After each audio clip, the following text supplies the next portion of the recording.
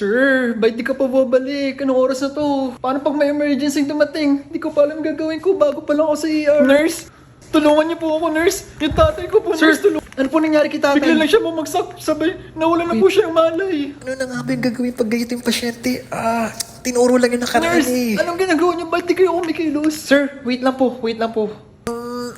Okay. Check for Tay, responsiveness. okay lang po ba kayo? Unresponsive. So, number 2. Check for pulse for 10 seconds. Okay. Negative pulse. Next is check for breathing for 10 seconds. Negative breathing. Negative pulse. Negative breathing. Proceed to CPR. Tay, huwag kang bibitaw, tay. Kaya mo yan. 8, 29, 30. Give to rescue breath.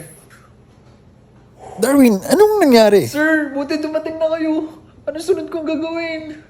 Sir, ba't di ka pa babalik? Anong oras